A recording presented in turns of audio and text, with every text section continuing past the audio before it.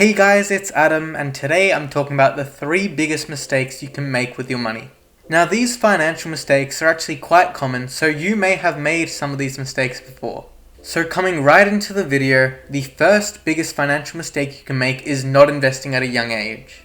Now with both the share markets and real estate markets, people believe that they don't need to worry about that for now, and they'll do that later when they're retired. Now we're almost led to believe this because we see so many middle-aged and older millionaires making tons of cash from real estate and the share markets. But you can't let that fool you. Most of these millionaires have been investing since their mid-20s, if not sometimes even younger. And the absolute truth is, that's when you need to start investing. You need to really start as soon as you can. You need to remember that investing is all a long-term game.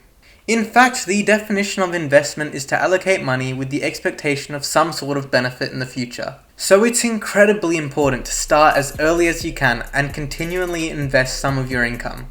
Now the reason you need to be doing this is because when you are younger, you have the amazing benefit of compound interest. For example, property on average does appreciate by 7.2% every year. So now let's put that into a compound interest calculator. So let's say that you've invested in a piece of real estate which was a house for $500,000. And let's say you've planned to hold this for 10 years. So you simply put in $500,000, and then like I said before, the interest rate is 7.2%. And then that is per year, that's the interest rate, so you go annually. And then a 10-year term like we said before. So now you calculate that and you can see that now it is worth just over $1 million, and you have in fact doubled just by investing in this real estate property. Now you can see that in these first few years it was quite a small return on interest. However, after about the 5-year mark you can see that it's appreciated more and more because it's compounded off the previous year. So I hope that's given you a bit of an insight about how important it is to invest at a young age. Now I do understand that in your 20s you're probably not going to have $500,000. However, you need to keep in mind that you just really need to keep investing as young as you can, because it does add up for when you're older. Now coming in with the second mistake is using credit instead of cash. Now it's been proven that with credit cards you are actually likely to spend 12 to 18% more than you would if you were using cash. Now this is due to the mental detachment from your own money. It is a lot easier to just tap a card than it is to hand over physical cash. Along with this, studies show that people that don't pay off their credit are likely to spend 50% more on their purchases.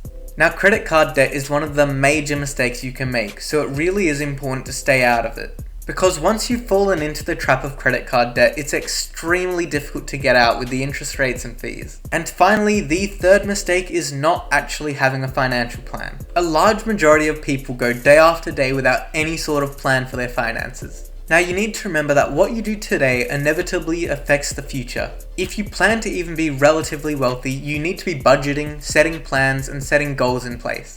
And you need to take into account all the larger expenses which will come up later in life. This can be having kids, buying a house, or even just buying a new car. And you need to remember that you need to retire with a sustainable amount of money. So set plans, proper plans with dates and an exact amount of money. If your goal is to be a millionaire by 40, that's great, that's possible.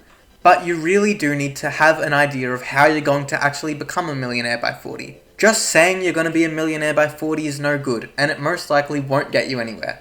Now I really would recommend taking just 1 or 2 hours a week to look at your income, your expenses, your goals, and your debt. Alright guys, well that finishes up the video. So I hope you've enjoyed it, and if you have enjoyed it or if you've learned something new, make sure to like the video down below. And if you'd like more videos like this, make sure you also subscribe and hit that notification bell. Thanks for watching guys, I'll see you on the next one.